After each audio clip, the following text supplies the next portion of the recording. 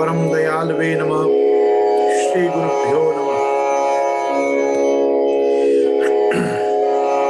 श्रुति स्मृति पुराणानाम् आलयं करुणालयं नमामि भगवत्पादम् श्रीवल्लभं लोकवल्लभं वल्लभं विठ्ठलाचार्यं श्रीकृष्णं बादराय सूत्रभाष्यकृतौ वन्दे भगवन्तव पुनः वल्लभाचार्य दिव्याज्ञा प्रतिवासर मुज्ज्वला दिगंत व्यापिनी भूया साहि लोकहितैषिणी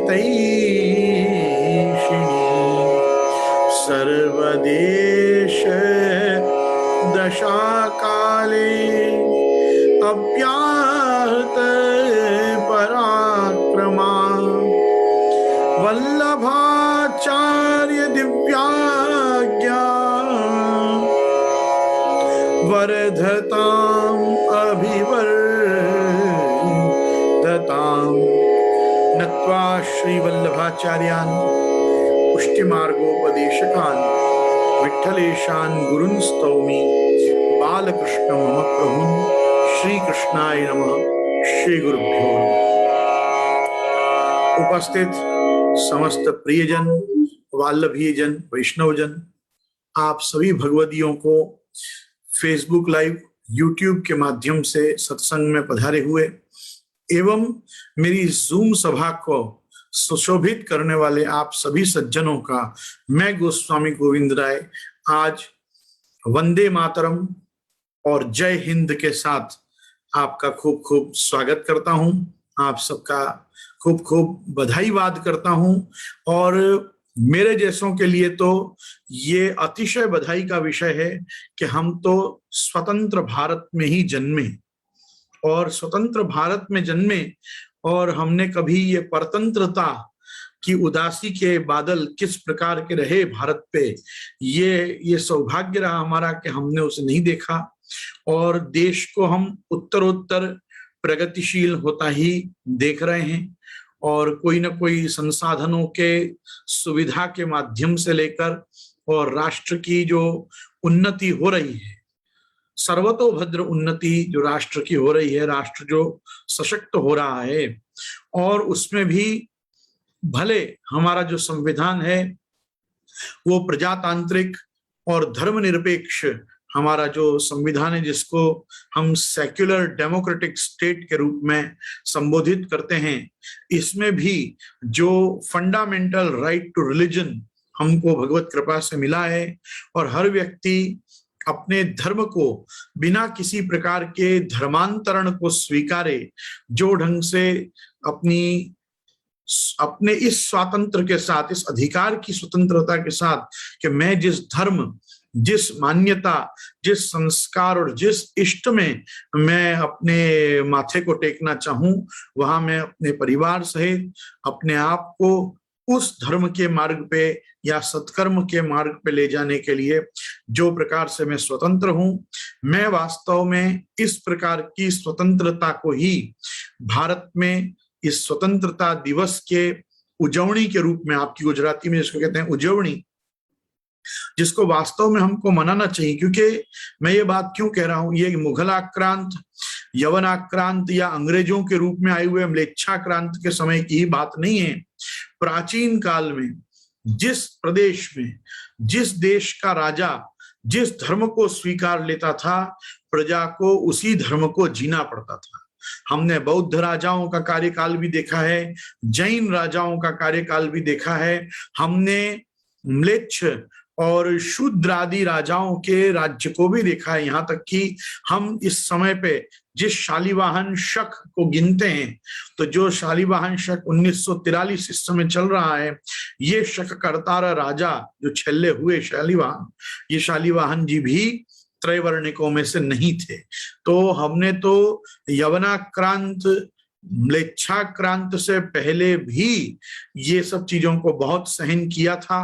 भारतीय आर्ष वैदिक आर्य संस्कृति ने अनार्य जुष्टम मस्वर्गम अकीर्ति करम अर्जुना जैसे भगवान ने कहे, वैसे अनार्य शासकों के शासन में भी अपने जीवन को जिया है और अपने धर्म का संरक्षण किया है। तो जो धर्मे नास्ति भयम क्वचित या धर्म एव हतो हंति धर्मो रक्षति रक्षिता तस्मात् धर्मो न हंतव्यो मानो धर्मो हतो व्यदित की महाभारत की इस उक्ति को वारंवार हमारे पूर्वजों ने, हमारे वडीलों ने, हमारे बड़ों ने इस चीज को सार्थक किया।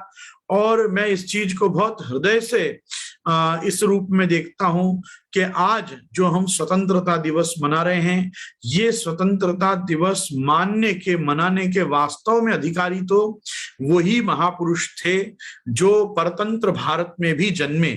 मतलब आज जो लोग अपने 80s में 90s में चल रहे हैं, वो लोग सब, क्योंकि जैसे हम देख रहे हैं कि हम इस समय भारतीय स्वातंत्र की ये जो हीरक जयंती मना रहे हैं, मतलब जिसको हम डायमंड जुबली कह सकते हैं, तो इस समय पे हम ये डायमंड जुबली के हमारे इस भारतीय independence day, national independence day को देख रहे हैं।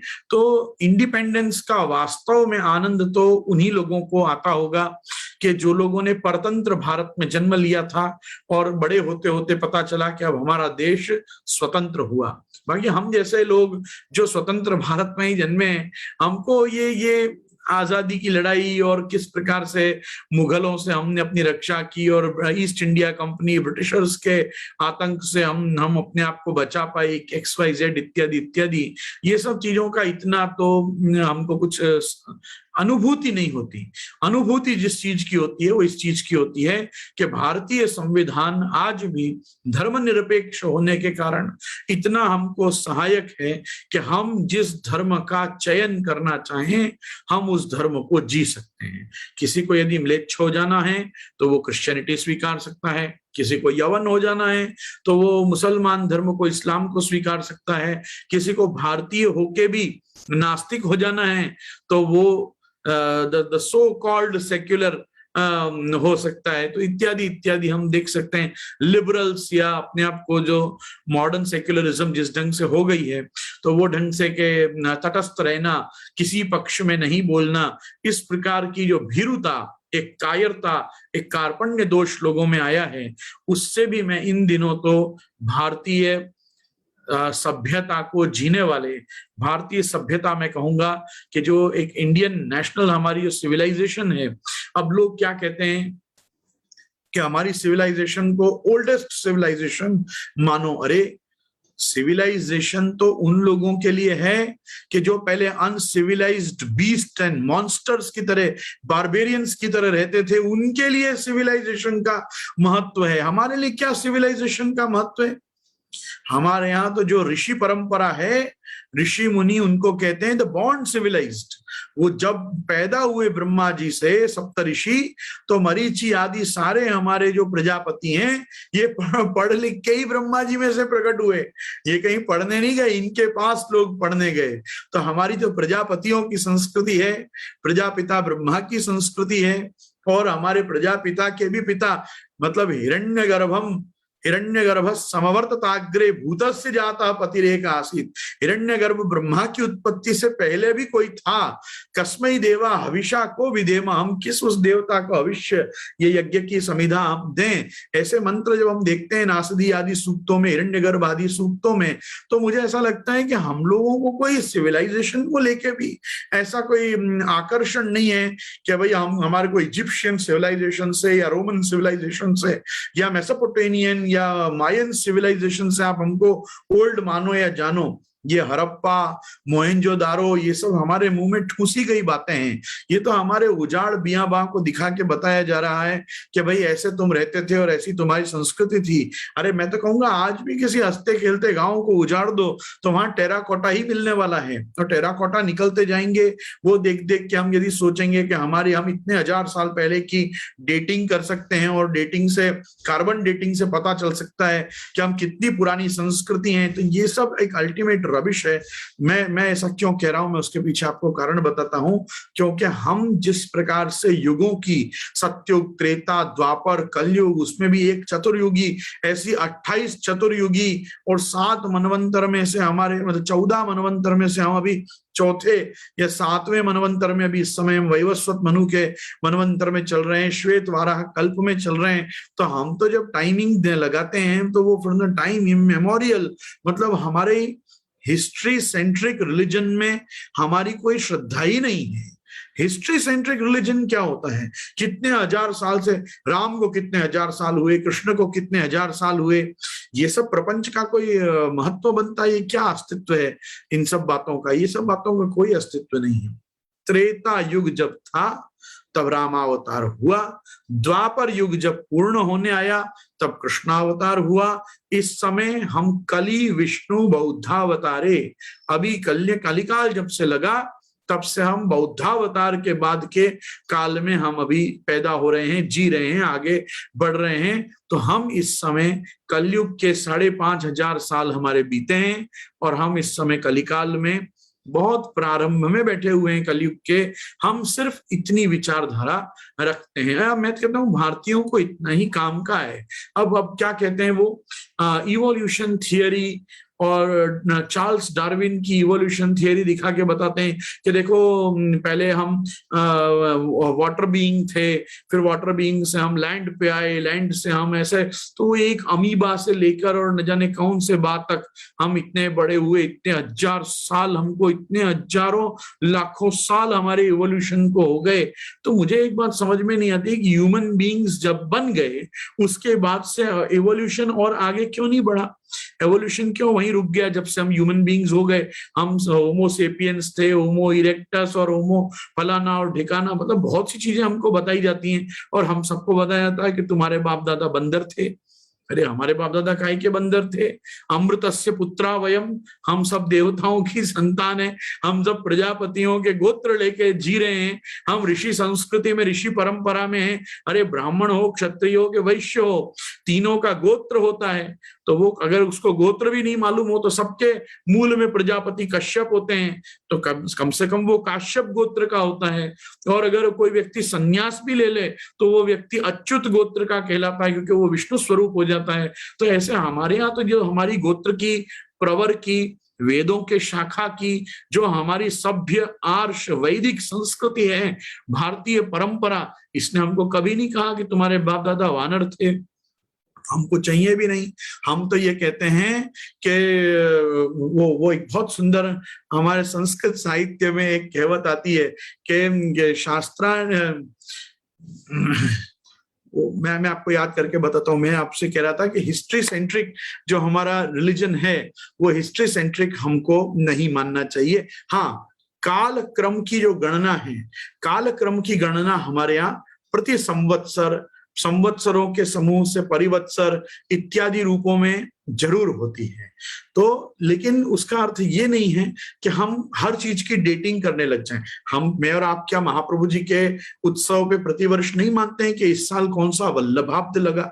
अरे केवल वल्लभाब्दी नहीं, हमारे यहाँ तो शंकराब्द, महाराष्ट्र में शिवाब्द, मतलब शिवाजी को कितने वर्ष हुए, शंकराचार्य को कितने हुए, रामानुजाचार्य को कितने हुए। उसी प्रकार भगवान श्री कृष्ण की भी जब जन्म पत्रिका पढ़ी जाती है, जब प्रभु के जन्माक्षर प्रभु को ही सुनाए जाते हैं, तब ये भी बताया जाता है कि आज कृष्ण को कितने वर्ष हुए, भूतल पे अवतीर्ण हुए, यदुवंश में अवतार लिए।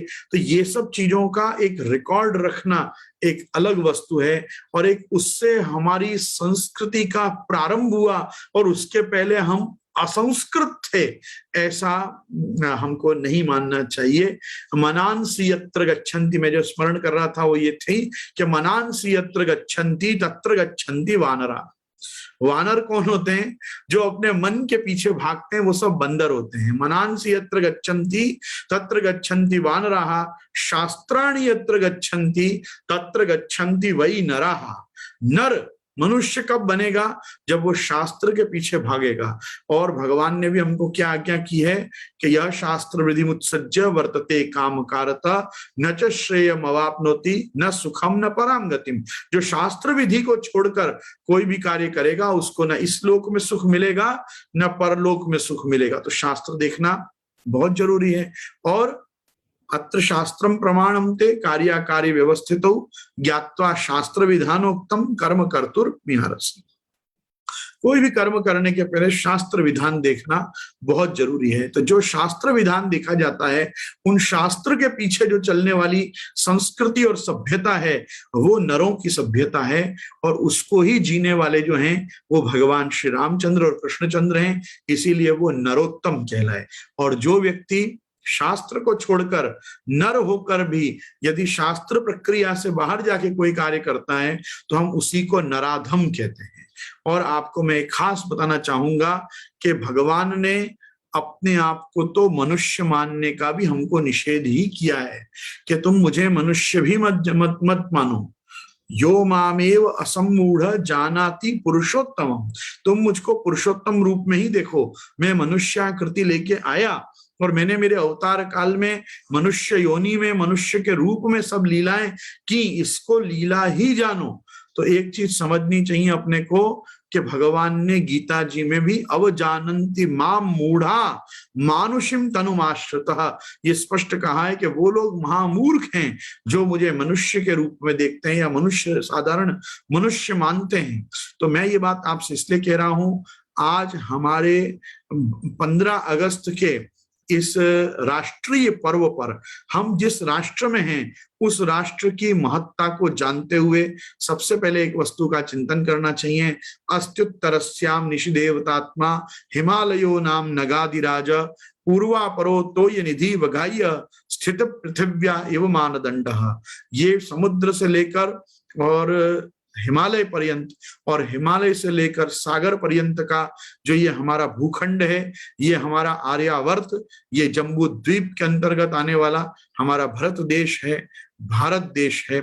और इस भारत की जो स्वतंत्रता का एक अपना वैलक्षण्य है, वो आज भी ये है कि हम भले कोई प्रकार का हमारा राष्ट्र धर्म स्पष्ट नहीं कर पाते कि हम हिंदू नेशन हैं कि नहीं, लेकिन हम प्रत्येक हिंदू, प्रत्येक आर्य अनार्यों से पृथक अपने आप को करके और हम अपने धर्म को जी पाने में आज भी जो स्वतंत्र हैं, तो धर्म जागृति और धर्म को एक जीवन शैली बना के जीने का जो स्वातंत्र है, उस स्वतंत्रता का आनंद मानते हुए मैं आज आपको भारतीय स्वतंत्रता दिवस की इस हीरक जयंती पे, इस डायमंड जुबली पे बस यही कहना चाहूंगा कि हमारे बड़ों ने जो भी प्रकार से अपना योगदान भारत की स्वतंत्रता को पुनः स्थापित करने में और बाद में अक्षुण्ण रखने में किया है, उन्होंने इसीलिए किया है ताकि हम हमारे संस्कार, हमारी संस्कृति, हमारे परंपरा, हमारे देवी देवता, हमारे वेदादि शास्त्र, इनका संरक्षण कर सकें, प्रवर्धन कर सकें और आगे इनका प्रवर्तन कर सकें। तो इसलिए आइए मैं और आप अब राष्ट्र भक्ति से बाहर आकर पुनश्च भगवत भक्ति की ओर चलने का प्रयास करें। मेरा किसी भी प्रकार के विचारक की किसी भी विचारधारा को आहत करना नहीं था। मेरा प्रयास सिर्फ ये था कि मैं आपको बताऊं कि हमारे यहाँ भगवान का ही एक स्वरूप काल स्वरूप है। इसलिए कालात्मा काल कालश्च, जो कालात्मा स्वयं है और जो काल का भी काल है, ऐसे भगवान की डेटिंग नहीं करनी चाहिए। वो भगवान कब से हैं, कब आए, कब गए, ये सब चीजों का कोई महत्व नहीं है। भगवान कहीं नहीं गए हैं। वृंदावनम परित्यज्य पादमेकम न गच्छति। भगवान खुद आज्ञा करते हैं कि वृंदावन को छोड़कर मैं एक पग भी कहीं बाहर नहीं जाता। भगवान आज भी नित्य हैं, भगवान आज भी अपने साथ हैं और भगवान का जो अपने साथ का सातत्य है, अब हमारा वही उत्सव आने वाला है, जिसके लिए हम सिद्धांत रहस्य रूपी महान ग्रंथ का हम चिंतन कर रहे हैं। कल हमने वार्ता साहित्य में थोड़ा बहुत देखा किस प्रकार से इस मध्यरात्रि में भगवान ने प्रकट होके अर्धरात्रि में, और आपने ये आज्ञा किया ग्रंथ को। और इसका अब हम श्री नरसिंह लाल जी महाराज की टीका के अनुसार मैं इसका यहाँ से सत्संग प्रारंभ कर रहा हूं। आप सब सत्संग में जुड़े हुए प्रियजनों से मैं पुनः एक बार आग्रह करूंगा, मेरी जो ये सोशल मीडिया मैनेजमेंट टीम है, ये मुझे भी खास आग्रह करती है कि आप भी अपनी तरफ से लोगों को कहा करिए कि हमारे वीडियोस को आप लाइक करिए, चैनल को सब्सक्राइब करिए और शेयर करिए, क्योंकि ये प्रत्येक व्यक्ति जो सोशल मीडिया पे आता है, बोलता है, ये उसको कहना ही चाहिए। तो ऐसा नहीं है कि मेरी तरफ से ऑन बिहाफ ऑफ मी आप लोग ही शेयर करते रहें, ये मैं खुद भी आग्रह रखूंगा कि अगर इन टोटल इन यूट्यूब के और फेसबुक के इन वीडियोस के कंटेंट में यदि आपको सच में लगता है कि इनसे हमारी भक्ति बढ़ती है अथवा दृढ़ होती है, तो मैं खास चाहूंगा कि इस समय भाव का पोषण करने के लिए, भक्ति का पोषण करने के लिए और समाज को कुछ चीजों से अवगत कराने के लिए मैं भी आपको on behalf of my social media management team and अखंड सौभाग्यवती श्री रानी बहू जी, मैं आप सभी लोगों से आग्रह करूंगा कि YouTube के ऊपर आप लोग जो दूसरे दिन भी व्याख्यान को या सत्संग को आप सुनते हैं, आप लोगों के कारण हमारे काफी सब्सक्राइबर्स बढ़े हैं, और इसका सारा श्रेय हमारे फेसबुक के फॉलोअर्स को और फेसबुक के, इंस्टाग्राम, IGTV के, पिंटरेस्ट इत्यादि जो जो चीजों में जिन प्रकल्पों में भी मुझे अपग्रेड करके रखा गया है, मैं उन सभी प्रकल्पों के सभ्य सदस्यों से खास आग्रह करूंगा कि आप श्री गोविंद राय जी नामना चैनल को सब्सक्राइब करें, इन वीडियोस को आप शेयर जरूर करें, और अगर आपको ठीक लगे तो आप लाइक जरूर कर सकते हैं। इसी के साथ श्री गोवर्धन नाथ की जय, श्री वल्लभाधीश की जय। उत्थानिका, उत्थानिका कहते हैं किसी भी ग्रंथ के प्रारंभ में जो एक प्रकार की प्रीफेस, एक प्रकार की जो प्री नोट टीकाकार देते हैं कि ये ग्रंथ कैसे प्रारंभ हुआ, ये ग्रंथ कैसे शुरू हुआ, तो आज हम उसमें जाएंगे। ये नरसिंह लाल जी महाराज की टीका ब्रजभाषा में निबद्ध है, इसलिए बहुत सा पदार्थ आपको वार्ता साहित्य की तरह ही ब्रजभाषा में आएगा। जहां ऐसा लगेगा कि कुछ ब्रजभाषा संबंधी कठिनांश है, वहां मैं राष्ट्रभाषा का आधार लेकर और विषय को स्पष्ट करने का प्रयास करूंगा। समस्त सत्संगी अपने पास सिद्धांत रहस्य की पुस्तक अथवा जिनके पास नरसिंह लाल जी की ब्रजभाषा टीका विराजती हो, वो लोग उस ग्रंथ को हाथ में रख सकते हैं, और इसके माध्यम से आप देख सकते हैं कि हम कौन से श्लोक पे चल रहे हैं।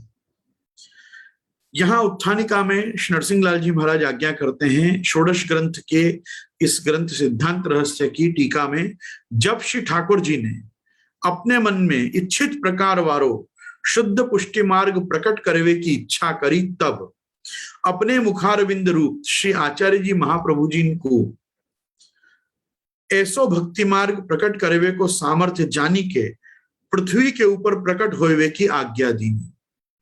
आपसे आज्ञा कर रहे हैं कि ठाकुर जी को जब मन में इच्छा हुई कि अब मुझे जैसा चाहिए वैसा शुद्ध पुष्टि भक्ति मार्ग अब मैं प्रकट करूं, तब उन्होंने गोलोक में ही स्थित अपने मुखारविंद रूप श्री आचार्य जी महाप्रभु को ऐसो भक्ति मार्ग प्रकट करवे वारो सामर्थ्य जानी के, कि ऐसा भक्ति मार्ग कौन प्रकट कर सकते हैं, ऐसा सामर्थ्य तो श्री महाप्रभु जी में ही है।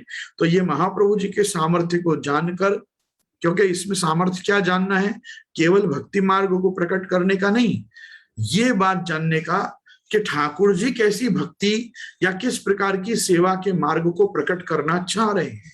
तो ऐसा महाप्रभु जी क्यों जान पाते हैं, क्योंकि वो श्री कृष्ण हार्दवित हैं। वो श्री कृष्ण हार्दवित सर्वोत्तम जी में उनका नाम है। श्री कृष्ण के हृदय में क्या है वो उनको पता है, और ठाकुर जी ने खुद ने विचार किया कि भाई मैं जिस प्रकार की भक्ति का मार्ग, पुष्टि का मार्ग, सेवा का मार्ग प्रकट करना चाहता हूं, ये प्रकट करने में तो समर्थ ऐसे गुरु, ऐसे आचार्य रूप में श्री महाप्रभु जी ही सिद्ध होंगे, सक्षम होंगे। तो उनको आज्ञा की। तब श्री आचार्य जी हो भगवान को अभिप्राय जानी के विनकी आज्ञा के अनुसार प्रकट होए के भगवान को इच्छित प्रकार वारो पुष्टि भक्ति मार्ग प्रकट करत भय। तामे अपने मार्ग की भक्ति को स्वरूप, सेव्य प्रभु को स्वरूप तथा सेवा को प्रकार कहूं दूसरे मार्गन के प्रकार ते मिल न जावे, ताके लिए प्रमाण पूर्वक विलक्षणता से आपने निरूपण किया।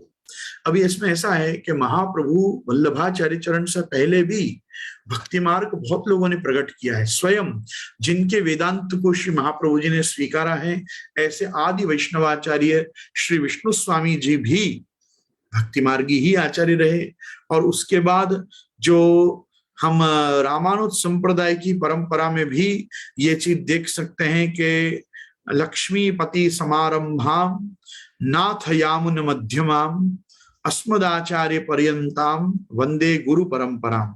तो भगवत्पाद रामानुजाचार्य के पहले भी नाथ मुनि, यामुनाचार्य जी जिनको आल बंदार भी कहते हैं, ये सब आचार्यों से इतर 12 आलवार संतों ने मिलकर भी भक्ति मार्ग प्रकट किया था।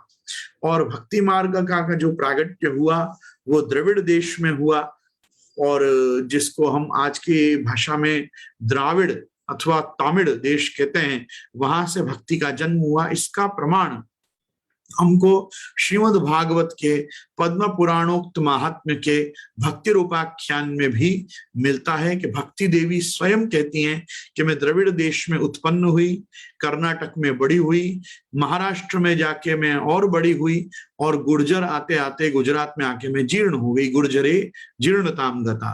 तो इत्यादि वाक्यों से हम देख सकते हैं कि द्राविड़ देश में किस प्रकार से भगवत भक्ति ने जन्म लिया। और यही द्राविड़ देश में, द्रविड़ प्रदेश में जो पंच नदी क्षेत्र रहा, उस पंच नदी क्षेत्र में हमारे पूर्वजों ने भी जन्म लिया, और जिनको आंध्र तैलंग हमारे यहाँ का जो महाप्रभु जी के पूर्वजों का जो परिवार रहा, वो भी उसी देश में उत्पन्न हुआ। तो भक्ति मार्ग को प्रकट करने वाले आचार्य जो हैं वो द्रविड़ देश से आए। पहले विष्णु स्वामी जी आए, जो पांड्य विजय नाम के राजा के पुरोहित के पुत्र रहे। तो पांड्याज, पल्लवाज, चोलाज, नायकाज, ये सब जो हैं, ये सब द्रविड़ देश के ही राजाओं के वंश हैं। तो हम देख सकते हैं कि किस प्रकार से द्रविड़ देश में से ये भक्ति जो जन्म ली, तो पहले आलवारों ने, आलवार के बाद आलवंदार, नाथ मुनि इत्यादि ने, उनके बाद भगवत्पाद रामानुजाचार्य ने, रामानुजाचार्य जी के बाद वेदांत देशिक आदि उनके अनुयायी शिष्यों ने, और साथ साथ में जगत गुरु श्रीमन मध्वाचार्य जी के समय में, उनसे इतर उत्तर भारत में भी हम देखें तो भगवत्पाद सुदर्शनावतार श्री निम्बारकाचार्य जी ने, इन सभी आचार्यों ने भगवत भक्ति के मार्ग को ही प्रकट किया था। तो जिस समय श्री महाप्रभु जी को ठाकुर जी ने आज्ञा की कि जाओ और भक्ति मार्ग प्रकट करो, तो यदैव श्री गोकुल स्वामिनः स्वमनोभिलषित शुद्ध पुष्टि भक्ति प्रकार प्रकटयितुम मना कृतवान, जब आपने स्वयं अभिलाषा की पुष्टि पुरुषोत्तम भगवान गोवर्धन धर श्रीनाथ जी ने कि मैं जैसा चाहता हूं वैसा भक्ति मार्ग प्रकट हो, और जब श्री महाप्रभु जी को आज्ञा करके भेजे, तब ये महाप्रभु जी का उत्तरदायित्व बन गया कि अब महाप्रभु जी जिस भक्ति को, जिसमें ठाकुर जी के स्वरूप को या जिस प्रकार के भी भक्ति मार्गी शास्त्रों को लिखें, वो इतर मार्गों से न मिल जाए कि हाँ वैसी तो भक्ति है इनकी भी। तो नहीं, हमारी भक्ति ना विष्णु स्वामी से मिलती है, ना हमारी भक्ति रामानुजाचार्य से मिलती है, ना हमारी भक्ति मध्वाचार्य जी से मिलती है। हमारी जो भक्ति है वो किस प्रकार की है, तो श्री महाप्रभु जी आज्ञा करते हैं, अस्मद प्रतिपादितंतु भक्ति नैर्गुण्य, मेरे द्वारा जो भक्ति मार्ग प्रकट हुआ है वो निर्गुण पुष्टि भक्ति है, मतलब निर्गुणा भक्ति है। निर्गुण भक्ति मतलब निर्गुण और निराकार की भक्ति नहीं है, अपितु हमारे यहाँ की जो भक्ति है वो निर्गुण साकार की भक्ति है। तो इसलिए महाप्रभु जी का भी जो नाम है वो साकार ब्रह्मवादैक स्थापको वेद पारगः। तो ये जो नाम है वो इसी प्रकार से प्रकट हुआ है कि श्री महाप्रभु जी ने इस चीज की बहुत, हमारी गुजराती में इसको कहते हैं काळजी, इसका बहुत ध्यान रखा है कि महाप्रभु जी के द्वारा प्रकटित जो भक्ति का स्वरूप है, प्रभु का स्वरूप है, और जो सेवा का स्वरूप है वो दूसरे मार्गों से इतर रहे। आपको ध्यान होगा कि हमारे यहाँ हम मंत्र तंत्र आदि से भगवान की सेवा नहीं करते, अपितु हम सेवा का जो स्वरूप है, मतलब जो हमारी जीवनचर्या दिनचर्या का जो विधान होता है जिस प्रकार का, उस प्रकार से हम ठाकुर जी की सेवा करते हैं। कीर्तन भक्ति का हम विशेष आग्रह रखते हैं और ठाकुर जी को कीर्तन सुनाते हुए मंत्रों की जगह हम कीर्तन के द्वारा ठाकुर जी को लाड़ लड़ाते हैं। मैं इन सब चीजों के, जैसे ग्रंथ शुरू होगा, मैं एक एक वस्तु का प्रमाण आपको भगवत गीता और भागवत जी में से भी देने का प्रयास करूंगा। मुझे यहाँ जब मैं ये इन वाक्यों को पढ़ता हूँ तो मेरे विचारों में मुझे बहुत कुछ बताना सूझता है, लेकिन मुझे ऐसा होता है अगर मैं उसमें चला गया तो मैं विषय के साथ न्याय नहीं कर पाऊंगा। मैं ये वाणी श्री नरसिंह लाल जी ताज जी की वाणी आप तक नहीं पहुंचा पाऊंगा। इसलिए पहले हम अपने विषय से बंध के एक दो दिन चलें, फिर उससे रिलेटेड जो भी परपोर्ट मुझे आपको देना होगा मैं डेफिनेटली आपके साथ शेयर करूंगा। यहाँ कहते हैं कि ता प्रमाण पूर्वक विलक्षणता सुनिरूपण कियो, ऐसे दूसरे धर्म अर्थ काम और मोक्ष ये चारों पुरुषार्थ तथा त्याग विवेक आदि दूसरे मार्गन सु भिन्न निरूपण किए हैं। तथापि पूजा मार्ग में दोष निवृत्ति के लिए भूत शुद्धि प्रवृत्ति जैसे किए जाएं, जैसे स्वमार्ग में सर्वदोष की निवृत्ति पूर्वक सेवा के प्रकार को विचार नहीं कियो है। ऐसे चिंता करके जब श्री आचार्य जी विचार में परायण भये, तब आनंद मात्र कर पाद मुखोदरादि रूप श्री ठाकुर जी प्रकट होय के सेवा में प्रतिबंध करवे वारे दोषन की निवृत्ति के यथार्थ प्रकार जामे आए जाए हैं, और जैसे अगाड़ी हु जीवन पर्यंत सेवा में दोष प्रवेश न हो तैसे उपदेश करत भय। यहाँ नरसिंह लाल जी ताज जी बता रहे हैं कि ये ग्रंथ का उपक्रम, ये ग्रंथ कैसे शुरू होता है। ये सिद्धांत रहस्य ऐसे शुरू होता है कि जैसे महाप्रभु जी ने भक्ति का स्वरूप, सेव्य स्वरूप, मार्ग का स्वरूप अपने ग्रंथों में अलग से प्रकट किया, वैसे ही श्री महाप्रभु जी ने पुष्टिमार्गीय धर्म, पुष्टिमार्गीय अर्थ, पुष्टिमार्गीय काम और पुष्टिमार्गीय मोक्ष रूप चतुर्विध पुरुषार्थों को भी अलग से बताया। तो क्योंकि हमारे यहाँ का ये पुरुषार्थ चतुष्टय भी भक्ति रूपी पुरुषार्थ के अंतर्गत आ जाने से एक विलक्षण स्वरूप से हमारे यहाँ के पुरुषार्थों का भी स्वरूप बना, तो फिर महाप्रभु जी ने विचार किया कि ये सब चीजें तो मैंने कर ली, जो धर्म अर्थ काम मोक्ष का निरूपण करना था, भक्ति का स्वरूप बताना था, सेव्य स्वरूप का रूप बताना था, सेवा का प्रकार जो निश्चित करना था, ये सब तो हो गया। क्या नहीं हुआ है भाई? ये नहीं हुआ है कि जैसे वेद मार्ग में, कर्म मार्ग में भूत शुद्धि आदि से लेकर और मार्जन आदि, स्नान, संशोधन, व्रत, तप, जप आदि के द्वारा जैसे व्यक्ति उस प्रकार की संशुद्धि को प्राप्त करता है जिसके बाद वो भगवद अर्चन, भगवत सेवा, भगवद यजन कर सके, उस प्रकार का चिंतन अभी भक्ति मार्ग में उस ढंग का नहीं हुआ है कि जो प्रकार की शुद्धि का संपादन, सर्वतोमुखी शुद्धि का संपादन करके व्यक्ति परात्पर पर ब्रह्म पुष्टि पुरुषोत्तम से जुड़ सके, उनकी सेवा का अधिकारी हो सके। इस प्रकार की चिंता में जब श्री महाप्रभु जी आप विराजे, तब उसी समय तब आनंद मात्र कर पाद मुखोदरादि रूप श्री ठाकुर जी प्रकट होए के, तब आनंद मात्र कर पाद मुखोदरादि जो हैं, जो रसो वै स हैं, जो मधुराधिपतिर अखिलम मधुरम है, ऐसे मधुराष्टक में वर्णित प्रभु साक्षात कोटि कंदर्प लावण्य युक्त व्रजजन सर्वस्व गोपीजन वल्लभ श्रीमन नंद राजकुमार यशोदोत्संग लालित आप ब्रजराज कुमार साक्षात ब्रजाधीश श्री गोवर्धनधर रासनायक निकुंज नायक के रूप में आप उस समय प्रकट हुए, और प्रकट होकर आपने क्या किया तो कहा कि सेवा में आते प्रतिबंध करवे वाले दोषन की निवृत्ति के यथार्थ प्रकार जामे आ जाएं, और ब्रह्म संबंधानंतर भी जो कार्य करवे सु वापिस दोष वाको संस्पर्श नहीं करें, वही उपदेश को अपने हृदय में समझ के जा मास में, जा पक्ष में, जा तिथि में और जा समय ठाकुर जी ने उपदेश कियो, सब अपने भक्तन को जताए हुए के लिए श्री महाप्रभु जी कहते हैं। तो यहाँ आप कह रहे हैं उत्थानिका में कि जब ठाकुर जी ने इस प्रकार का विचार किया कि अब मैं आगे भी ये दोष जीव को प्रतिबंध रूप न हो, इस प्रकार का उपदेश करूं, तो वो जो उपदेश भगवान श्री कृष्ण ने, मैं जब भी कहूं भगवान श्री कृष्ण तो उसका तात्पर्य स्वमार्गीय ग्रंथों में श्रीनाथ जी ही होता है। श्रीनाथ जी आदि नौ निधि जो श्रीनाथ जी के ही स्वरूप हैं, ये सब मूल रूप श्री कृष्ण में आ जाते हैं।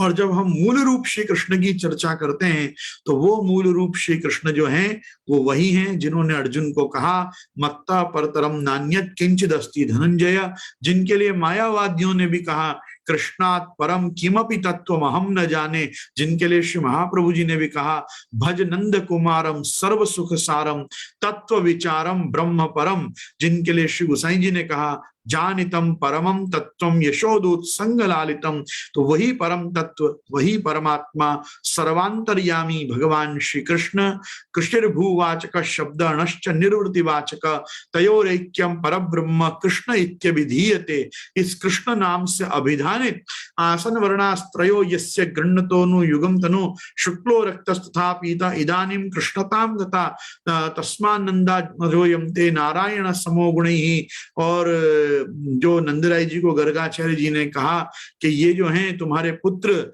ये किसी समय पे वसुदेव जी के घर में भी जन्मे हैं, तो तस्मात् नंदात्मजोयम ते नारायण समो गुण ही, इस लड़के में सारे गुण जो हैं वो नारायण के सदृश हैं, ये पुत्र तुम्हारा विष्णु रूप है साक्षात। तो ये जो भगवान श्री कृष्ण हैं ये प्रागयम वसुदेवस्य कच्चित जातस्तवात्मज, ये तुम्हारा आत्मज किसी समय पे ये वसुदेव जी के घर में भी जन्मा है। इसीलिए सुखदेव जी ने भी प्रारंभ में ही कह दिया, और क्या कहा सुखदेव जी ने कि वसुदेव गृहे साक्षात भगवान पुरुष परा। तो जब भी साक्षात शब्द आएगा तो साक्षात शब्द जो है वो परम पुरुष परमात्मा के रूप में वो होगा कि जो तद विष्णु हो परमम पदम, जो विष्णु का भी परम पद होगा वो भगवान श्री कृष्ण के जो कहाँ विराजते हैं वो भगवान श्री कृष्ण। तो कहा कि यत्र गावो भूरी श्रृंगा आया सह तद विष्णु परमम पदम, के जहां अच्छे बड़े बड़े सींग वाली सुंदर सुंदर गौएं रहती हैं, ऐसी गौओं के गोलोक में नित्य विहार करने वाला जो गोलोक विहारी गोलोकस्थ गोकुलस्थ वृंदावनस्थ जो भगवान ब्रजाधिपति हैं, ये ब्रजाधिपति भगवान श्री कृष्ण ही साक्षात पदवाच्य हैं।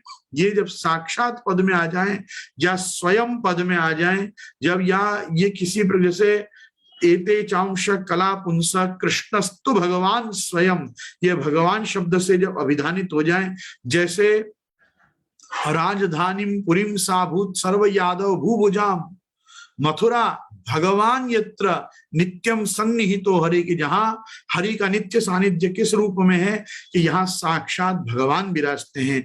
तो दशम स्कंद के प्रारंभ से ही साक्षात पद भगवान पद स्वयं पद ये सब जब प्रयोग में आते हैं तो वहां पे वो भगवान श्री कृष्ण साक्षात श्रीनाथ जी ही होते हैं। ये बताने के लिए ही साक्षात भगवता प्रोक्तम तदक्षरश उच्यते, इस सिद्धांत रहस्य में भी ये साक्षात पद देके श्री महाप्रभु जी अपन को यही बताना चाह रहे हैं कि ये परात्पर पर ब्रह्म पुष्टि पुरुषोत्तम श्री कृष्ण ही हैं जिन्होंने मुझे ये उपदेश किया। तो वो उपदेश अपने हृदय में रख के कौन से मास में कौन से पक्ष में कौन सी तिथि में ठाकुर जी ने मेरे को भक्तों को जताने के लिए जताए हुए के लिए क्या उपदेश कियो ताको निरूपण आप करत हैं। अथ सिद्धांत रहस्यम श्रावणस्यामले पक्षे एकादश्याम महानिशि साक्षात भगवता प्रोक्तम, साक्षात साक्षात में हलंत है और भगवता प्रोक्तम तदक्षरश उच्यते।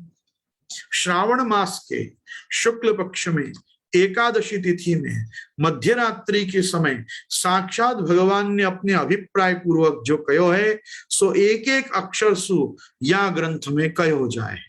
ये श्लोक का शब्दार्थ हुआ। अब इसकी टीका देखेंगे हम। टीका में आप आज्ञा करते हैं कि श्रवण नक्षत्र के देवता विष्णु हैं। नक्षत्रों में ये जो श्रवण प्रधान नक्षत्र है इसके जो देवता हैं वो स्वयं भगवान विष्णु हैं।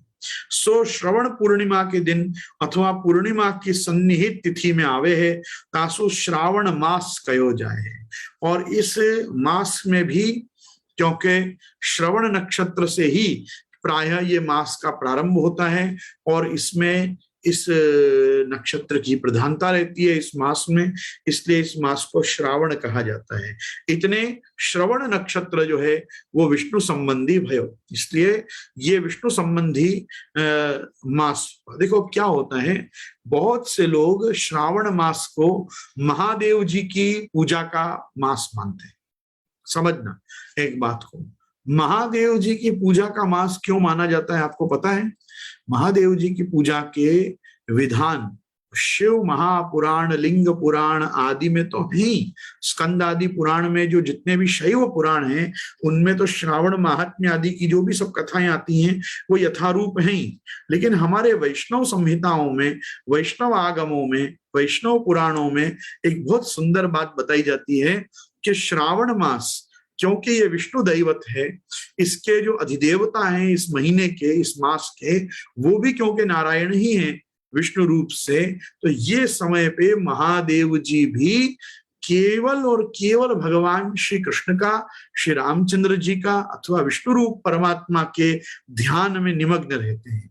तो आपने देखा होगा लोक में भी कि जब आप किसी बहुत जरूरी काम को कर रहे हो और अगर आपको आके आपका बच्चा कहे मुझे ये चाहिए, मुझे ये चाहिए, मुझे ये, तो अपन कहते तू ले ले, अभी तू ले ले, तू जा, तेको दे दिया जा, वो उस प्रकार। तो ये समय क्या होता है, महादेव जी की पूजन जो लोग करते हैं, महादेव जी का जो यजन सेवन आदि करते हैं, वो महादेव जी को जब डिस्टर्ब करते हैं तो महादेव जी आशुतोष होके उनकी जल्दी से इच्छा पूरी कर देते हैं, मुझे भजन करने दो भाई, मुझे इस समय डिस्टर्ब मत करो।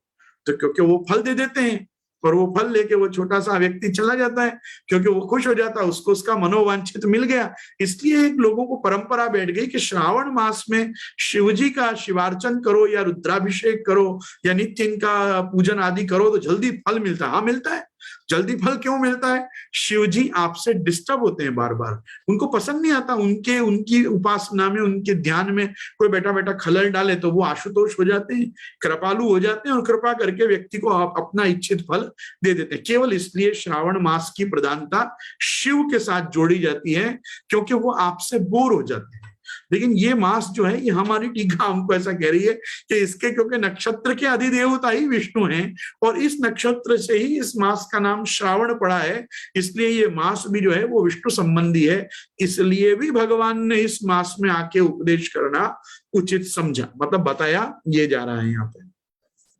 वाके संबंध सुही मास को नाम श्रवण भयो है, तासो मास को भगवत संबंधी पनो जतायो।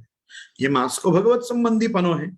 और शुक्ल पक्ष कहना चाहिए ताके स्थान पे अमल पक्ष कहवे को अभिप्राय ऐसो है जो भगवान के पक्ष वाले सब निर्दुष्ट हुए हैं, काहू प्रकार को दोष इनमें नहीं होत।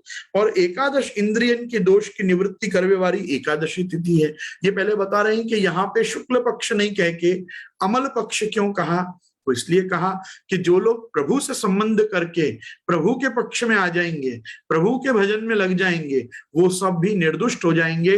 तो अमल मतलब मल रहित, उनके दोष निवृत्त हो जाएंगे। और ये दोष निवारक ही ये क्रम यहाँ बताया जा रहा है सर्व दोष निवृत्ति के लिए। इसलिए उसको स्पष्ट करने के लिए शुक्ल पक्ष की छठा को अमल पक्ष कह के संबोधन दिया है। तीसरा कहा कि एकादश इंद्रियन के दोष की निवृत्ति करने वाली जो तिथि है वो एकादशी है। तो 5 कर्मेंद्रिय, 5 ज्ञानेन्द्रिय और 1 मन, इस प्रकार से 11 इंद्रियां होती है, बराबर ना। चक्षुश्रोत्रम स्पर्शनम च रसनम घ्राणमेव च अधिष्ठाय मनश्चायम विषयानुपसेवते। प्राय ज्ञानेन्द्रिय और कर्मेंद्रिय मन के साथ मिलकर विषयों का सेवन करती हैं, ये विषयों को भोगती हैं, इसलिए या पवित्र हो जाती हैं या दूषित हो जाती हैं। तो इन इंद्रियों की शुद्धि के लिए प्रति मास में 2 दिन उपवास करना, व्रत करना और अपने सिस्टम को, डाइजेस्टिव सिस्टम को क्लीन करना, ये भी एक जरूरी अंग है, आयुर्वेद से जुड़ा हुआ भी है और भक्ति मार्ग में यह यशस्कर भी है, मोक्षदायी भी है। इन कारणों से एकादशी तिथि को व्रत करना, उपवास करना, ये शास्त्रीय नियम हमको आरोग्य की दृष्टि से लेकर आध्यात्म की दृष्टि पर्यंत और आदिदैविक रूप से भी हमारी एकादश इंद्रियों की दोष निवृत्ति के में सहायक होती है। इसलिए एकादशी को पुष्टि मार्गीय लोग यमुना जी की तिथि भी मानते हैं। जो हमारे यहाँ जितने भी दोष हैं, अघ हैं, पाप हैं, इनकी जवाबदारी, इनको दूर करने की जवाबदारी हमारी श्री यमुना जी पर भी है।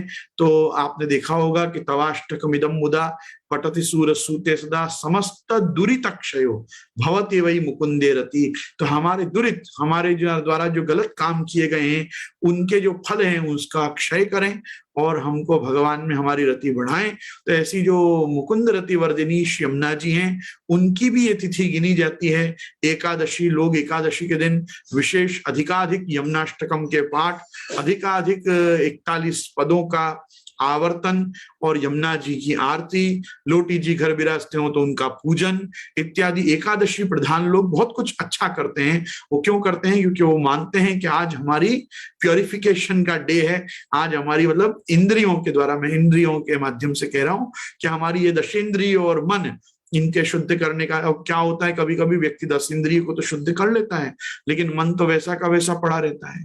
तो सबसे बड़ी वस्तु है मन को शुद्ध करना। मन शुद्ध होगा तो मन चंगा तो कठौती में गंगा। तो हमारा अगर मन अच्छा हो गया तो सब ठीक हो जाएगा। मन एवं मनुष्याणाम कारणम बंध मोक्षयो हो, हमारे बंधन और मुक्ति में कारण मन ही होता है। इसीलिए मन को भगवान में लगाने का सर्वदा प्रयास करना चाहिए। एकादशी के दिन मन को जितना हो सके उतना प्रफुल्लित रखना चाहिए और प्रफुल्ल चित्त होकर ही, आमोद प्रमोद में आकर ही श्री यमुना जी का ध्यान और पाठ आदि करना चाहिए। मैंने आप लोगों से पहले भी ये चीज कही है, नमाम यमुना महम सकल सिद्धि हेतुम मुदा। मुदा खुशी खुशी पाठ करिए यमुनाष्टक का। 2 बार महाप्रभु जी ने आज्ञा की है। पहले इस प्रकार से नमामि यमुना महम सकल सिद्धि हेतुम मुदा, और छल्ले महाप्रभु जी ने कहा तवाष्टकम इदम मुदा पठति सूरसूते सदा। दुखी लोगों को यमुना जी के पाठ नहीं करने चाहिए, खुश लोगों को ही श्री यमुना जी के पास जाना चाहिए, क्योंकि यमुना जी सर्वदा प्रसन्न रहते हैं। तो जो प्रसन्न रहता हो उसके पास प्रसन्न व्यक्तियों को ही जाना चाहिए, जो दुखी रहता हो ऐसों के पास दुखियों को जाना चाहिए। तो जब एक से मनोवृत्ति के लोग साथ में बैठेंगे तो आनंद आएगा। तो भाई ठाकुर जी प्रसन्न आनंद स्वरूप आनंदी रसगुम लब्ध्वा स आनंदी भवती। तो वो जब आनंदी हैं, उनके साथ के सब आनंद हैं, आनंद मात्र कर पाद मुखोदरादि हैं। श्री महाप्रभु जी आनंदाय नमः परमानंदाय नमः है, तो हम सब निरानंद होके क्यों बैठे? इसलिए भी हमको एकादशी के दिन खास प्रयत्न करने चाहिए कि हम जितना हो सके प्रसन्न रहें। और प्रसन्न इसलिए भी रहें कि आज हम भूखे रहने वाले हैं। भूखे रह के दुखी होने से तो भूखे रह के प्रसन्न रहना, सुखी रहना ज्यादा अच्छा है। क्योंकि आप अगर दुखी रहोगे तो ज्यादा आप व्यंजनों का चिंतन करोगे, व्यंजनों का चिंतन करने से आप व्यथित भी हो सकते हो।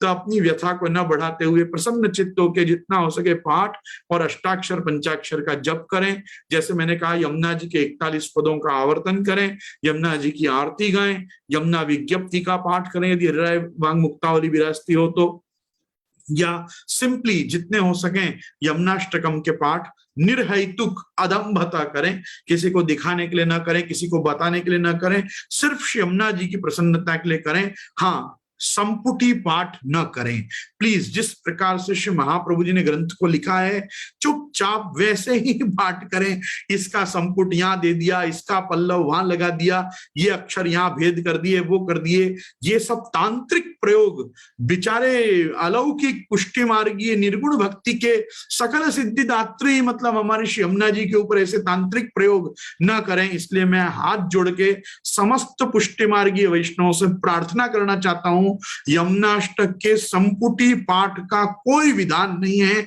और उसका सबसे बड़ा प्रमाण है हमारे यहाँ के समस्त पुष्टि मार्गी आचार्य बालकों के वचनामृत ग्रंथ।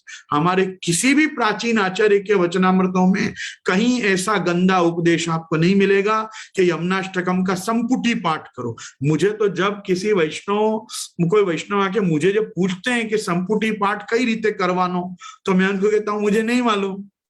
तो कहते हैं अरे आपने संपुटी पाठ नहीं मालूम? अरे हम करते हो तो मालूम होगा ना कि क्या है संपुटी पाठ। मैंने तो केवल सुना है। फिर मैंने जब किसी को पूछा तो उन्होंने मुझे कुछ प्रकार बताया कि वो मनसी में सदा स्थियताम वाला जो श्लोक है उसको यहाँ बोलो, फिर वहां बोलो, फिर पूरा यमुनाष्टक पाठ करो। ऐसा इतनी प्रपंच सुन के मैंने कहा भैया जिस प्रकार से श्री महाप्रभु जी ने लिखा है 9 श्लोकों को शांति से, वो 9 श्लोकों का पाठ 9 बार क्यों नहीं कर लेते हो? ये क्या है? ये ऐसे इसका संपुट वहां लगाओ, इसका संपुट, नो इनपुट नो आउटपुट, जैसा है वैसा करिए, बराबर, क्योंकि ग्रंथ जैसे लिखा गया है वैसे ही आनंद देगा। ये कोई वेद के क्रमपाठ, घन पाठ, जटा पाठ, रथ और बृहद रथंतर आदि ऋचाओं के कोई गान थोड़ी हैं कि जो हम इस प्रकार से इनका संपुटी दे दे के पाठ करें। मैं वैष्णवों को खास कहना चाहूंगा, श्रीमद् भागवत जी का पाठ जैसे वेद व्यास जी ने, सुखदेव जी ने लिखी है, वैसे चुपचाप भागवत जी का पाठ करें।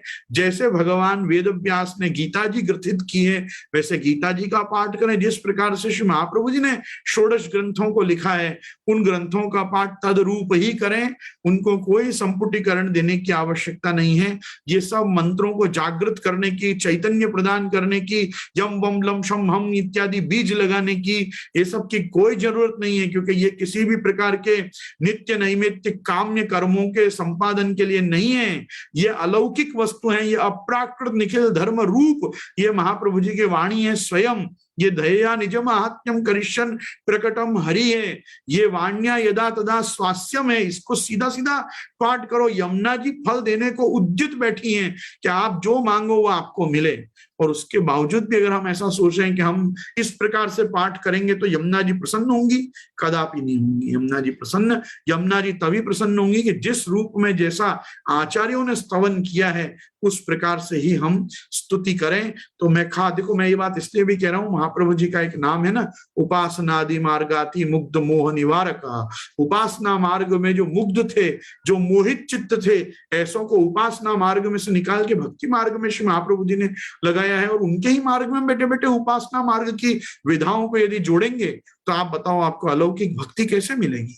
आपको अलौकिक मतलब इस लोक संबंध में जो नहीं देखी जाती हो, सा परा अनुरक्तिरीश्वरे, जैसी अनुरक्ति ईश्वर में होती है, जो लोक में देखने को नहीं मिलती, ऐसी अनुरक्ति आपको कैसे मिलेगी? इसलिए एकादश इंद्रियों की शुद्धि की कारिका ये हमारी एकादशी तिथि है। एकादशी के दिन जितना हो सके, हाँ मैं मानता हूँ यमुना जी की तिथि मानी जाती है, परंपरा से लोग यमुना जी का विशेष उस दिन पाठ आदि सब करते हैं। हम भी गर्ग संहिता माधुर्य खंड में जिस रूप में श्री महाप्रभु जी के, श्री यमुना जी के स्तोत्र, कवच, सहस्त्रनाम आदि दिए हैं विशेष यमुना जी की प्रसन्नता के लिए, हम उस प्रकार के पाठ भी करते हैं। जैसे वहां दिए हैं संहिता ग्रंथों में वैसे देते हैं। उनमें भी कोई आदि अंत के पल्लव और संपुटीकरण ये सब किनको जरूरत है? ये सब जरूरत उनको है जो वैष्णव तंत्र में पड़े हुए लोग हैं। हम वैष्णव तंत्र में नहीं हैं, हम सर्वतंत्र स्वतंत्र श्री महाप्रभु जी के हम सब सेवक हैं। हमको महाप्रभु जी ने जो चीज जैसे लिख के हमको दी, हमको उस चीज को जो चाप में से ही पाठ करना चाहिए।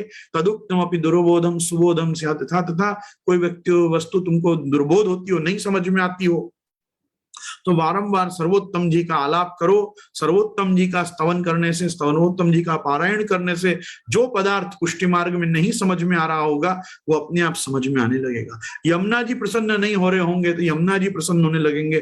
ठाकुर जी का आश्रय दृढ़ नहीं हो रहा होगा तो ठाकुर जी का आश्रय दृढ़ हो जाएगा। श्री गिरिराज बापा अपने ऊपर प्रसन्न हो जाएंगे, यमुना जी प्रसन्न हो जाएंगे। हमारे को किन की प्रसन्नता चाहिए? आप मुझे वास्तव में बताओ विचार के कि ये सब ग्रंथों को देखने से, वार्ता जी करने से, सत्संग करने से हम किनको प्रसन्न देखना चाहते हैं? सबसे पहले अपने आप को, सबसे पहले हम खुद को प्रसन्न देखना चाहते हैं कि हम ये करके प्रसन्न हैं।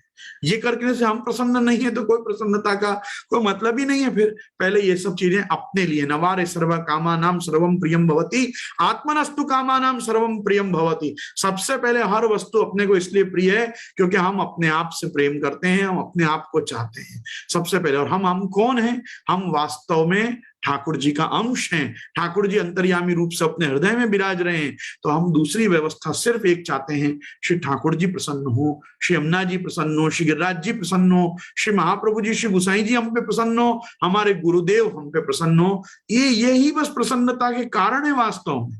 हम वैष्णव में भी कौन देखते हैं? वैष्णव हम पे प्रसन्न हो तो वैष्णव के हृदय में ठाकुर जी विराजते हैं। हम उनको देख के जय श्री कृष्ण कहते हैं, जय श्री कृष्ण। भाई तो अपने कृष्ण की जय हो, अपने कृष्ण की जय हो। तेरे कृष्ण की या मेरे कृष्ण की जय ना हो, अपने कृष्ण की जय हो। तो जिन लोगों के अंदर हम ठाकुर जी को देखते हैं, यही सर्वात्म भाव के प्रथम सोपान है।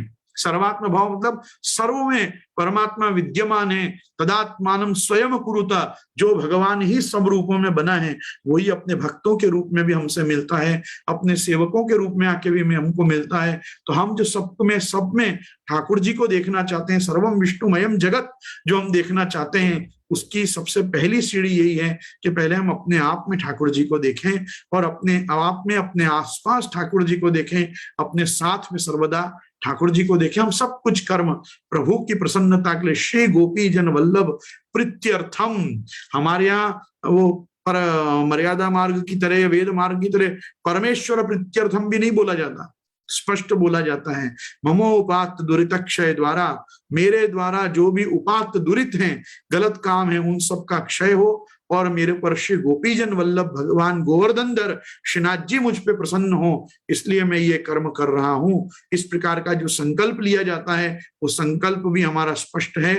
ममोपात दुर्तक्षय द्वारा श्री गोपीजन वल्लभ प्रीत्यर्थम प्रमुख अमुक कार्यम हम करिष्ये, जैसा कि हम जल्द छोड़ देते हैं, तो हम गोपीजन वल्लभ प्रीत्यर्थ ही सब काम कर रहे हैं। वो गोपीजन वल्लभ ही श्रावण मास में अमल पक्ष में अर्थात शुक्ल पक्ष में एकादशी के दिन, और फिर क्या किया, तासु वही तिथि में श्री ठाकुर जी ने उपदेश किया और श्री गोकुल के अंतरंग भक्तन को सर्व पुरुषार्थ की सिद्धि के लिए जैसे मध्य रात्रि के समय प्रादुर्भाव है, तैसे यहाँ श्री आचार्य जी के लिए प्रकट होए के विनके द्वारा तदीय भक्तन को सर्व पुरुषार्थ सिद्ध करवे के लिए मध्य रात्रि के समय प्रकट भय हैं। श्री गोकुल में जैसे व्यू रहित साक्षात पूर्ण पुरुषोत्तम को ही प्रागट्य हो के भक्तन को अभिलषित किया है, तैसे यहाँ भक्तन को अभिलषित सिद्ध होवे के लिए पूर्ण पुरुषोत्तम को प्रागट्य है, ऐसे जताए के लिए साक्षात पद कयो है। अब यहाँ पे श्रावण श्यामले पक्षे एकादश्याम कहकर अब महानिशि और साक्षात ये दो वस्तु को समझा रहे हैं कि महानिशि पे क्यों प्रकट हुए।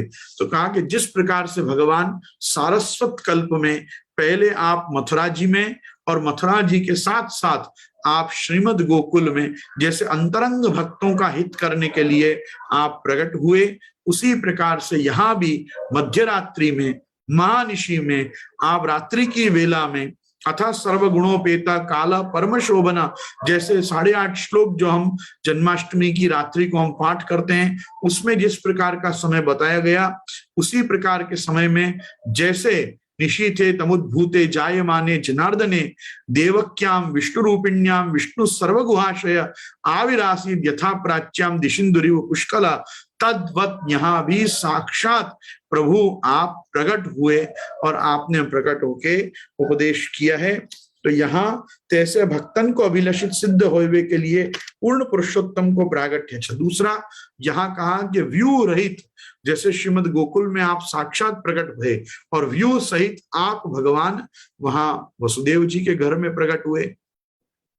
इसमें जो प्रमाण है, इसमें प्रमाण की कारिका 10वें स्कंद में जो हमको मिलती है वो तब मिलती है कि जिस समय पर बहुत लोग ऐसा है कि इस समय 10वें स्कंद के 5वें अध्याय में प्रथम श्लोक की जो कारिका है श्री शुक उवाच में, उसको प्रमाण मानते हैं गोकुल में प्रादुर्भाव का। नंदस्तवात्मज उत्पन्ने जाता लादो महामना, इसमें हम यदि संधि को छोड़ें तो नंदस्तु आत्मज उत्पन्ने इस प्रकार का अर्थ बनता है।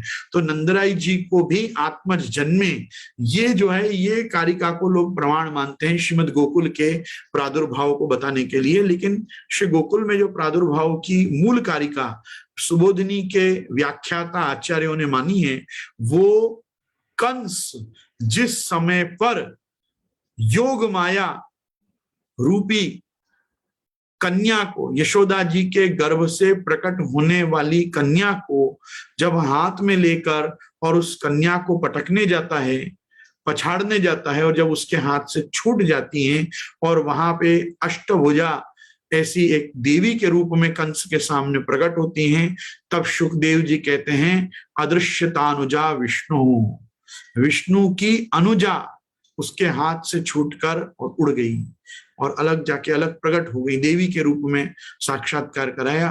तो वो जो वहां पे अनुजा देवी को, योग माया को जो छोटी बहन बताया है, वहां पे यशोदा जी के गर्भ से भगवान के प्रादुर्भाव का सूचन किया है। क्योंकि यदि भगवान का प्रादुर्भाव यशोदा जी के गर्भ से साक्षात व्यूह रहित पुष्टि पुरुषोत्तम के रूप में न हो, तो योग माया किसी भी केस में भगवान की छोटी बहन नहीं बनेगी।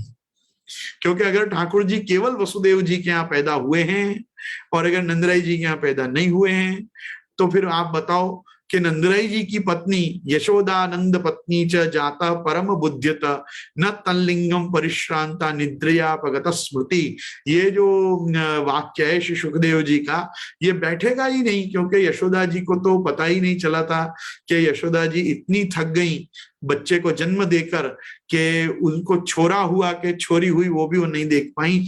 न तल्लिंगम परिश्रांता निद्रया पगत स्मृति, वो नहीं परे ये देख पाई कि मुझे लड़का हुआ है कि लड़की हुई है। वो उसी समय अनकॉन्शियस या बेहोश हो गई, हम थक के बेहोश हो गई, हम ऐसा कह सकते हैं। और सबसे बड़ी बात यह है कि एक बहुत सुंदर सा विषय यहाँ पे उठाया जाता है। मैं भगवान के साक्षात पद को समझाने के लिए एक बात यहाँ कहना चाहता हूं, और मैं उसको कह के यहाँ बात पूरी भी कर दूंगा अपनी, कि ये दशम स्कंद के जो जन्म प्रकरण की पूरी प्रपंच है, ये पुष्टि मार्गी लोगों को भी कुछ खास इसके बारे में पल्ले नहीं पड़ता है कुछ भी जल्दी से। मैंने खुद ने भी बहुत बार प्रयास किया लोगों को जन्म प्रकरण के रहस्यों से सीधा सीधा अवगत करा देने का, लेकिन प्राय लोग मैं कंफ्यूज्ड रूप में ही देखता हूं कि ठाकुर जी कारागृह में वहां वसुदेव जी के यहाँ पैदा हुए कि नंदराई जी के यहाँ पैदा हुए। नंदराई जी के यहाँ पैदा हुए तो भागवत जी में कहीं भी स्पष्ट वर्णन क्यों नहीं होता? अरे स्पष्ट वर्णन इसलिए नहीं होता है क्योंकि भगवान ने अर्जुन को कहा है जन्म कर्म च मे दिव्यम, मेरे जन्म और कर्म दोनों दिव्य हैं। जल्दी से कोई इनके रहस्यों को नहीं जान पाता। आज तक कोई बता पाया कि एंथ्रोमॉर्फिक इनकारनेशन भगवान का नरसिंह के रूप में कैसे हुआ, वो भी खंबा फाड़ के कैसे हुआ? अरे कोई स्त्री ने अगर जना होता इस प्रकार का पुत्र के जो आधा शेर हो और आधा मनुष्य तो समझ में आता। किसी शेरनी ने बच्चा ऐसा दिया होता कि जो आधा पुरुष हो और आधा सिंह हो तो समझ में आता। एक खंबे ने कैसे एक ऐसे व्यक्ति को जन्म दिया जो आधा सिंह है और आधा मनुष्य है? तो इसको हमारे इंग्लिश में कहते हैं एंथ्रोमॉर्फिक इनकारनेशन ऑफ श्रीमन नारायण। जो नरसिंह जी हैं उनको आप नहीं आज तक समझ पाओगे कि वो अवतार कैसे हुआ। उसको ना बायोलॉजिकली ना साइंटिफिकली कोई समझा पाएगा कि कैसे एक खंबा फटा और खंबे में से ना तो मनुष्य ही निकला ना सिंह ही निकला, वो नरसिंह निकला। तो ये जैसे नहीं समझा जा सकता है, वैसे बहुत ज्यादा बुद्धि जन्म प्रकरण में भी लगाने की आवश्यकता नहीं है। हमको सिर्फ इतना समझना चाहिए कि परमानंद दास जी ने धर्म हीते पायो यह धन धर्म हीते पायो, इसमें समझा दिया है कि मथुरा का जो प्रादुर्भाव है वो कौन सा है, श्रीमद गोकुल का प्रादुर्भाव है वो कौन सा है। जा धन ते गोकुल सुख लहियत सगरे काज संवारे, सो धन वार वार उर अंतर परमानंद विचारे। और वहां पहले ही कह दिया नीके राख यशोदा मैया नारायण ब्रज आयो, जा धन को मुनि जप तप खोजत वेदहु पार न पायो, सो धन धर्यो क्षीर सागर में ब्रह्मा जाए जगायो। तो ब्रह्मा ने जिस धन को जाके जगाया, जिसको ध्यानावस्थित तद गतेन मनसा पश्यन्ति यम योगिनो, और योगी भी ध्यान गम्यम, वो जो भगवान विष्णु हैं, वो जो भगवान नारायण हैं, उनको पहले वहां ब्रह्मा जी ने जगाया। जिसको ब्रह्मा जी ने जगाया वो वसुदेव जी के यहाँ और देवकी जी के घर में जो पहले प्रश्नी और सुतपा थे, बाद में कश्यप और अदिति हुए, इस जन्म में जो देवकी और वसुदेव हैं उनके यहाँ वसुदेव गृहे साक्षात भगवान पुरुष परवा जने वहां प्रगटे मतलब। और साथ में नंदराई जी के यहाँ जो पहले द्रोण और धरा नाम के वसु थे, उनको वरदान रूप में जब नंदराई जी और यशोदा जी का देह विग्रह उनको प्राप्त हुआ अलौकिक, वहां जो भगवान जन्मे, तब वहां एक छोटा सा प्रश्न ये उठाते हैं लोग कि भाई जिस समय भगवान देवकी जी के गर्भ में पधारे, तब तो सुखदेव जी ने बड़ा वर्णन किया है कि ये जो देवकी देव रूपिणी थी, सा देवकी सर्व जगन निवास निवास भूताम नितराम नरेजे, भोजेंद्र गेहेग्नि शिखे वृद्धा सरस्वती ज्ञान खले यथा सती। तो जिस समय देवकी जी में प्रभु पधारे तब प्रभु के पधारने के कारण देवकी जी का तेज, ओज, उनकी दिव्यता, उनका स्वरूप, उनका लावण्य, ये सहस्त्रों सूर्य के समान उनकी आभा प्रभा और आपकी शोभा हो गई।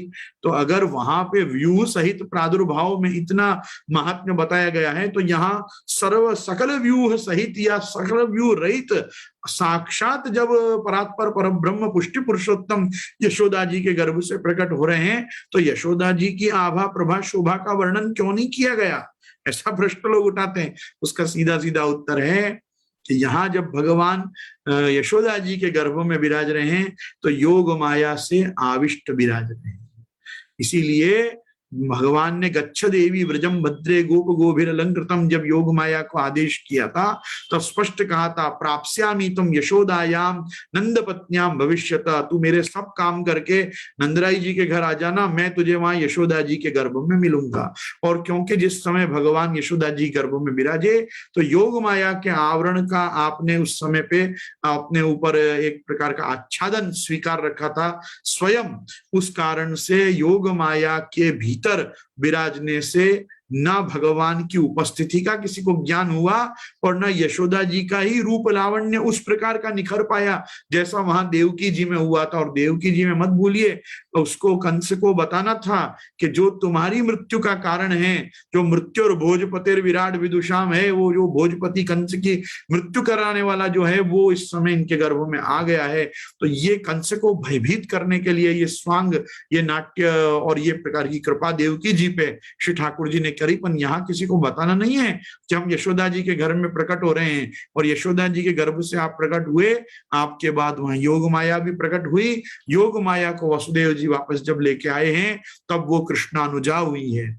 और वो कृष्णानुजा जब उसके हाथ से छूट के अदृश्य होके एक देवी के रूप में दिव्यो अंबर गतम गता, तो वो दिव्य अंबर में जाके जब देवी का रूप उसने धारण कर लिया और जब उसने जब बताया कि भाई तुमको मारने वाला तो वहां पैदा हो चुका है, तब उस वाक्य में प्रमाण मिलता है कि यशोदा जी के गर्भ से भी पुत्र हुआ और वो जो पुत्र हुए वही पुष्टि पुरुषोत्तम गोवर्धनधर श्रीनाथ जी हैं। ये श्रीनाथ जी ही यहाँ पे ब्रह्म संबंध का उपदेश करने पधारे हैं। ये बात समझाने के लिए यहाँ साक्षात पद का प्रयोग किया गया है, साक्षात भगवता प्रोक्तम तदक्षरश उच्यते। यहाँ हम आज इस विषय को यहाँ रखते हैं। हम कहाँ जन्म प्रकरण में चले गए, तो शास्त्र रीत्या बहुत सुबोधिका योगी गोपेश्वर जी की टीका है। योगी गोपेश्वर जी के उस जन्म प्रकरण के ऊपर की हुई शास्त्र रीत्या भूत सुबोधिका टीका को देखने पर ही जन्म प्रकरण के सारे रहस्य, टिप्पणी जी सुबोधनी के ऊपर श्री गोसाई जी की टीका, टिप्पणी जी और ये योगी गोपेश्वर जी की व्याख्या, इनको देखने पर ही समझ में आता है कि जन्म प्रकरण भी कितना निगूढ़ तत्वों से भरा हुआ है। ऐसे ही श्री महाप्रभु जी का नाम श्री भागवत प्रतिपद मणिवर भावाम सुभूषिता मूर्ति या श्री भागवत गूढ़ार्थ प्रकाशन परायण या श्री भागवत पीयूष समुद्र मथना क्षमा नहीं पड़ा है। ये बहुत विचार के महाप्रभु जी ने ये सब रहस्य हमको प्रदान किए हैं। हम क्योंकि अभी सिद्धांत रहस्य में हैं, इसलिए कल से वापस सिद्धांत रहस्य की ही डोरी पकड़ के चलेंगे। लेकिन साक्षात भगवान में हमारे भगवान को पहचानना बहुत जरूरी है। हम किसी योगेश्वर कृष्ण को नहीं जानते, हम किसी गीतोपदेष्टा कृष्ण मात्र में कृष्ण के कृष्णम वंदे जगत गुरुत्व को नहीं मानते। हम जानितम परमम तत्वम यशोदोत्संग लालितम वाले लोग हैं। हम यशोदोत्संग लालित, यशोदा जी की गोद में उत्संग में खेलता, जमरण लीला करते हुए भी अपनी त्रिलोकी दिखाने में समर्थ, और प्रभु अपने मृत्तिका भक्षण लीला में भी ये पूरे चतुर्दश विवर युक्त ब्रह्मांड का दर्शन कराने में सक्षम जो बाल गोपाल है, ऐसे हम प्रभु के सेवक और उपासक हैं। तो हम जितना छोटे से छोटा भगवान होगा वो अणोरणीयान महतो महियान है। हम इसको सिद्ध करने वाले संप्रदाय के लोग हैं। जितना कृष्ण बड़ा होता गया, बड़े कार्य किए, इसमें कौन सा बड़प्पन है? वो तो रामचंद्र जी ने भी किए। जितने बड़े होते गए, बड़े बड़े कार्य राम करते गए, पर कृष्ण ने सारे बड़े कार्य तब किए जब वो बहुत छोटे थे। तो जब छोटा होके कोई व्यक्ति बड़ा काम करे तो हम उसको आज की दुनिया में भी यंग अचीवर कहते हैं। तो हम लोग सब यंग अचीवर्स के उपासक हैं। तो इसलिए हम कल से सिद्धांत रहस्य की डोरी पकड़ के चलेंगे। आइए फटाफट हम अभी आश्रय का पद करें। दृढ़ चरणन केरो भरोसो, दृढ़ चरणन केरो श्रीवल्लभ नख चंद्र छटा बिन सब युग मांझ अंधेरो भरोसो साधन और नहीं या कली में जासो हो य निबेरो सूर्य कहा कहे द्विविध अंधरो बिना मूल को चेरो भरोसो दृढ़ न चरणन केरो भरोसो। श्री गोवर्धन नाथ की जय। श्याम सुंदर श्री हमने महारानी की जय। श्री वल्लभाधीश की जय। श्री गुसाई जी परम दयाल की जय। आज के आनंद की